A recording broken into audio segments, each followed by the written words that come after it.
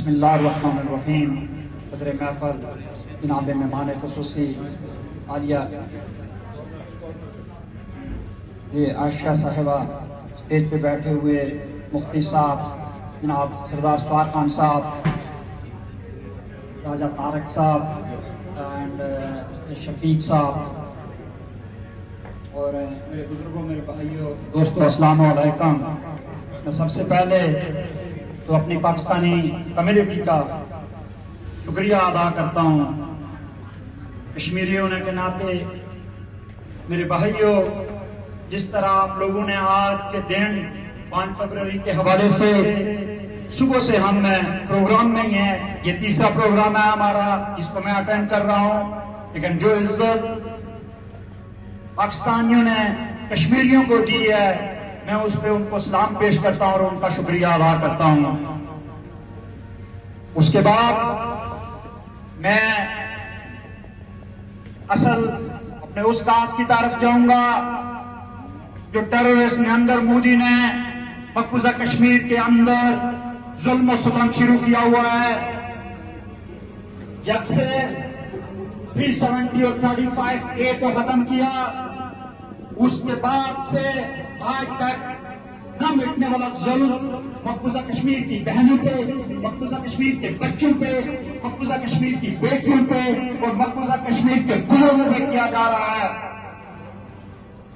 میں انسانی حقوق کی تنظیموں سے، میں یونائٹڈ نیشن سے، یونائٹڈ اسٹیٹ سے اور دنیا کی ان قوتوں سے جن کو باقی پوری دنیا کے اندر انسانی حقوق کی پامالی نظر آتی ہے، لیکن اگر نہیں نظر آتی تو صرف کشمیر کے اندر نہیں نظر آتی ہے. میں ان لوگوں سے یہ ریکویسٹ کرتا ہوں، میں یونائٹڈ نیشن سے یہ ریکویسٹ کرتا ہوں، خدارا آنکھیں کھولیں اور اس ظالم گھوڑے کو، نریندر مودی کو لگام دیں جو آج بھی مقبوضہ کشمیر کے اندر 14 سال سے لے کر 22 سال کے بچوں کو آ رہا ہے. ان کا کوئی پتہ نہیں چلتا کہ ان کو ذبح کیا گیا ہے، ان کو کہیں چھپا کے رکھا ہوا ہے. ان سے کون سی بات وہ کروانا چاہتے ہیں؟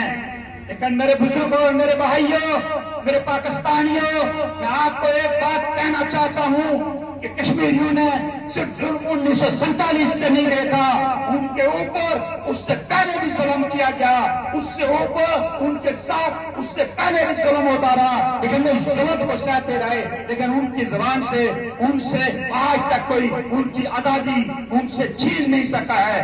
میں آج حکومت پاکستان سے یہ مطالبہ کرتا ہوں کہ 335، 370 اور 35A کے بعد آج تک اب ہندوستان کے اندر آج ریسنٹلی ابھی چند دن پہلے 5 نوجوانوں کو شہید کیا. ایوری ڈے ہمارے نوجوانوں کو شہید کیا جا رہا ہے. میں ان سے یہ ریکویسٹ کرنا چاہتا ہوں کہ 22 کروڑ عوام اور پاک فوج اور ان اداروں سے اور حکومت سے بھی یہ میں بات کہنا چاہتا ہوں کہ اب وقت آ گیا ہے. اگر آپ آگے نہیں بڑھیں گے، اگر آپ کی سفارت کاری ناکام ہو جائے گی، آپ اگر اس کے اوپر عمل کام نہیں کریں گے تو یہ 22 کروڑ لوگ اب جو ہے وہ جو بات نریندر مودی نے لگوائی ہوئی ہے اس کو اپنے ہاتھوں سے جو ہے وہ اکھاڑیں گے. اور میں یہ دعوے سے یہ بات کرتا ہوں کہ جب جو لوگ نکلیں گے تو یہ 22 کروڑ لوگ ایک دم جا کر وہاں بارڈر پہ پہنچیں گے. اور یہی نہیں، وہ مقبوضہ کشمیر کے لوگ بھی وہاں آ کر اس بارڈر کو ختم کر کے اس ظلم کی جو ان کے اوپر انتہا کی جا رہی ہے اس کو وہ ختم کروا کے رہیں گے. میں آپ سے ایک اپیل کرتے ہوئے میں اجازت چاہتا ہوں. میں عائشہ علی صاحبہ آپ کا شکریہ ادا کرتا ہوں کہ کانسلیٹ کے اندر آپ جس طرح کشمیریوں کو اہمیت دیتی ہیں، کوئی چھوٹا کام ہو یا بڑا کام،